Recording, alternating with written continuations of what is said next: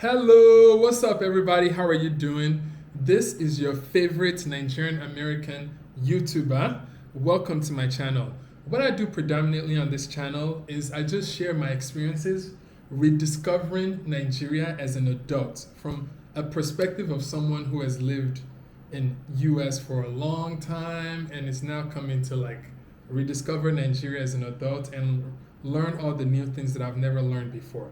But I also talk a lot about investment opportunities that I'm taking advantage of, some impactful things that I want to do in Nigeria, and also I'm using this as I would say, as a resource as well for others who are like me, that want to kind of think about relocating back home or visiting home or investing in home or making Nigeria a second home like we have. So yeah, that's what this channel primarily is about, and just kind of sharing my experiences along the way. So yeah, so if you've been watching my content and you've gotten one or two things out of it, please make sure to subscribe, like the videos, and thank you so much for your support. Guys, actually, I feel like I'm becoming more and more Ninja the more that I've been in Nigeria for like the last 2 years, than American, which is good because I'm really trying to be as independent as possible, trying to learn things as much as possible as I can. I think I'm slowly graduating from being like a Nigerian American to like being like a full-blown Ninja. I'm gonna keep sharing. There's a whole lot more things that I've experienced that I feel like I didn't record, but I want to start doing this sit-down videos to share with you guys. Talking about independence, can you guys believe it? Me and my family drove from Lagos, Victoria Island, all the way to Cotonou, Benin, by ourselves, no driver, no accompaniment, all the way to Cotonou, Benin, and I drove back today all the way as well myself. It's like I would say 4 hour drive roughly, but man, this is like an adventure, but it shows my level of comfortability with my surroundings, with the area, and all of that stuff. But anyways, my wife will be posting a video, I think today or tomorrow, to share what that experience is like. So check out her channel on The Mom Abroad, and she has a video on like how that trip went. By the way, guys, Benin, I love it. It's calm, cool, collected, it's organized, it's clean, from the short that I observed so far. But anyways, that's just kind of a little bit of a summary. I needed to share this with you guys because I'm here sitting down doing this video. Now, with that being said, today I wanted to talk about my experience visiting a general hospital for the first time in Nigeria. And what happened was one of my staff got into an accident, so we had to take him to the hospital, and it gave me a chance to see what the general hospital is like. So we just kind of Googled the next hospital, we asked around, and I just kind of took him there, just to kind of get the treatment that he needed. So what I want to do is just kind of share what I experienced going to that hospital. And then we can kind of chat about it afterwards. But just to kind of give you guys a summary, to me, like going to this hospital, you know, like when you're in Nigeria, especially as exposed as I am, so I'm not only like on the island. So I go to the mainland, I go to Ogun State, I go to rural. I kind of have a wide perspective on Nigeria. And there's more and more that I'm seeing. But visiting a general hospital, guys, it's like, it's one of the most, I don't even know, it's a crazy experience. It literally shows this, and I don't talk much about politics here, but it literally shows the systemic failure of leadership in Nigeria. Like you're like literally experiencing it when you go to a general hospital. That they fail to provide the most basic care for their citizens, especially for their lower class citizens, the underprivileged. It was like a very eye-opening experience for me because I have not been to a public general hospital before. I think for a lot of people like you and I, and a lot of Nigerians too, they would never go to a general hospital. Honestly, this just happened to be the nearest one close by. Is why we went there. Most people go to a private hospital because they feel like they get a little bit more attention. They're a bit more professional. They're more well equipped and all of that stuff. But me being here, I'm always paying attention to like where the nearest hospital is, just in case anything happens with my family. So as like a father, that's like a natural thing that I do around. But yeah, but this one was, I was in Ogun State, and I was like, oh man, we got to take this guy. So we went there. So let me just kind of narrate my experience with you guys. So this was like the emergency place that we went to. The first experience for me, is just that there was not a label. There was not any label that showed you exactly like where to go in case of an emergency when you entered. So we had to ask around, ask around, ask around. We eventually found it. But then we found it when I got there, because I'm so used to the US where there's a level of like urgency. Sorry guys, there's a dog barking in the background. But for here, I felt like things were a bit more calmer and casual than I thought it would be. But anyways, we went in, we tried to like get attention from the doctor, blah, blah, blah, blah. And anyways, after a little while, maybe like 10, 15 minutes, the doctors that were actually there were actually very professional and decent, but they were just completely overworked. I don't know what the patient ratio is to the doctor there, but it has to be at least like 50. But yeah, so even us being able to chat with the doctor was like very quick moments. Like we'll chat with him for 1 minute, 2 minutes, get everything that we need, go get it done, come back, and we'll wait. If we can catch them running around, we just ask them real quick and then we go by. And that's just kind of how we went. But there were a lot, so it was an open space. So, typically in US, I'm so used to like, like a client having a private room, but this was like, and again guys, for for you guys that are watching this video, this is why I use the term Nigerian American in my videos. A lot of these things I'm just not aware of. I don't know. So some of you guys that grew up in Nigeria, you'd be like, duh, Bayo, this is just kind of what we know. For me, I don't know, so I'm just in the process of learning. It was more like an open space, and they have different divisions, and there was just many beds with people going through different traumatic experiences. There's IV drips. It was just like almost like you're in a war zone kind of. There's a lot of people everywhere. So that was kind of like the first impression. But anyways, after enough attention, the doctor said there's just no room for him to come in. There's people all over the place. So they came to the car, got a feel of like if he can walk, the assessment, but they quickly referred us to go do an x-ray. So I was expecting that there would be some sort of wheelchair or stretcher or something, but there wasn't anything. So we decided that we're just gonna physically carry him to go do the x-ray.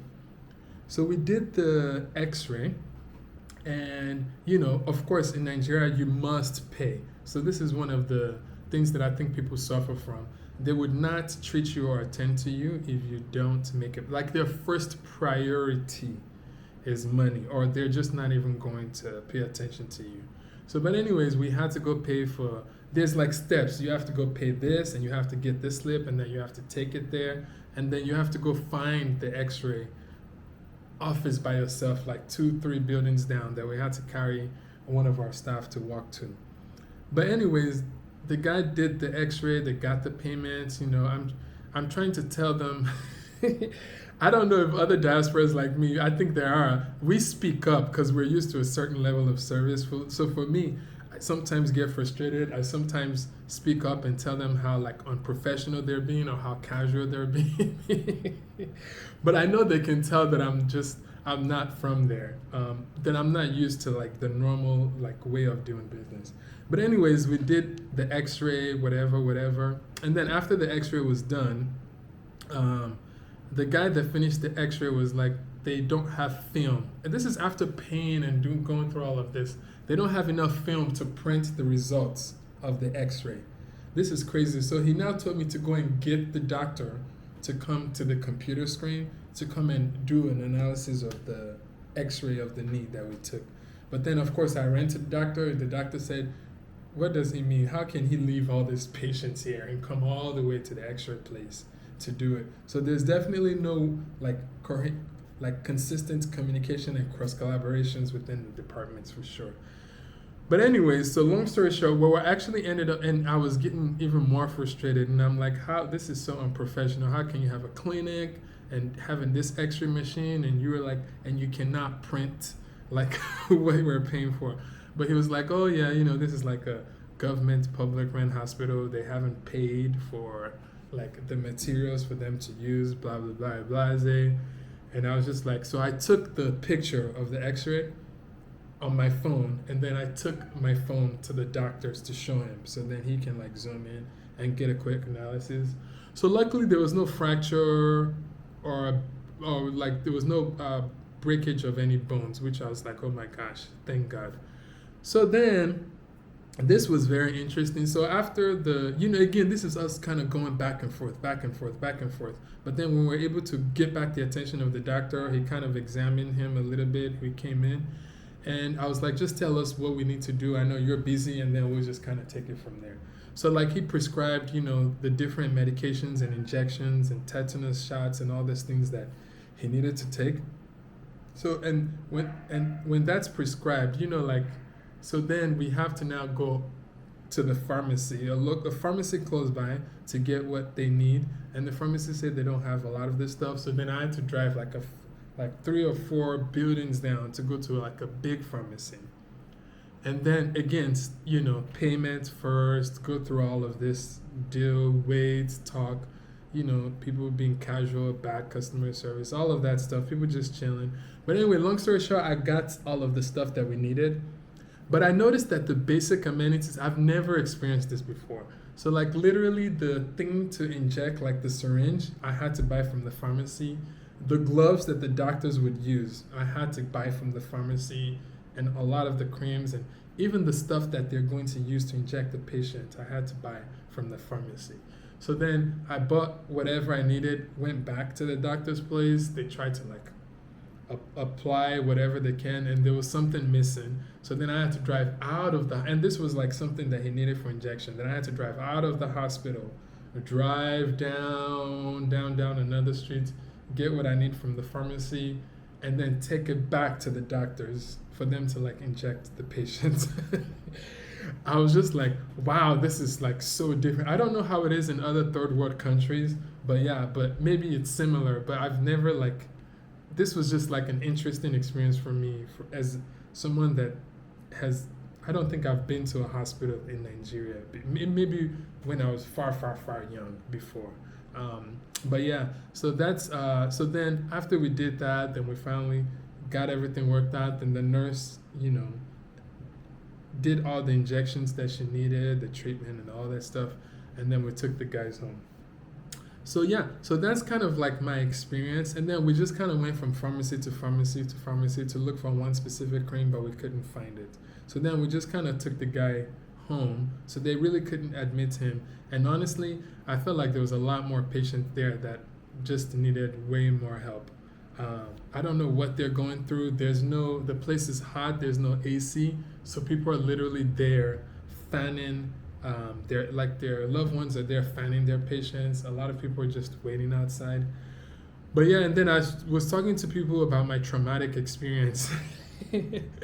And they were saying, oh, there's even worse experiences like that, like different general hospitals. There are people that just die because they were not attended to, or negligence, or just kind of lack of attention to care. So this was very, very shocking to me. So I know there's a lot of people in this hospital that are probably there, they're not getting attention, the care that they need, because they cannot afford to pay. So I think what I'm probably going to do is when we were raising money for the water project, we have a little bit of extra. So what I'm going to do with this extra is I'm going to go to the hospital and I'm going to use it to pay for some of the people that are on bed rest, bedridden, some of the people that just have a bills where they can't get further treatment because they haven't been able to make the payment, and then just kind of do that. So anyways, this was just my experience that I wanted to share. Definitely, if you're in Nigeria, don't even think about going to like a public general hospital. Just go to a private clinic to do whatever you need to do if you're in Nigeria. The States was bad. It just makes me wonder. I wonder if like the governors or the senators, I wonder if they visit these hospitals, because there's no way someone with a good conscience that's in a leadership role is going to visit this hospital and not want to make a change right away.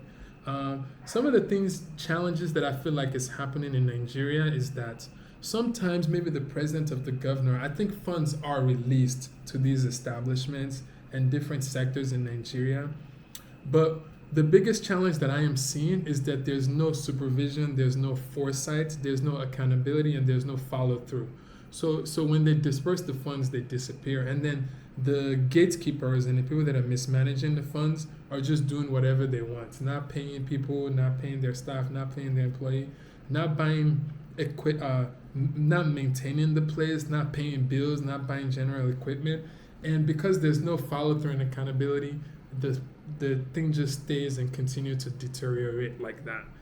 So I just wanted to share my experience. Have you guys ever been to a general hospital in Nigeria before? If you have, what has your experience been? Comment underneath the video below. I'm just kind of sharing awareness to the stuff that I experienced. So anyways, yeah, guys, what do you think about my experience? What was new to you? What was very interesting? And also, yeah, just please comment below and let's talk about it. I'm going to be doing more and more of these videos to just kind of share random thoughts and things that I'm experiencing in Nigeria that I didn't necessarily take the time to vlog. So yeah, so this is like gonna be the first few of many that I'm going to be doing. Anyways, guys, remember, it is your time. It is absolutely your time to rise and let your light shine.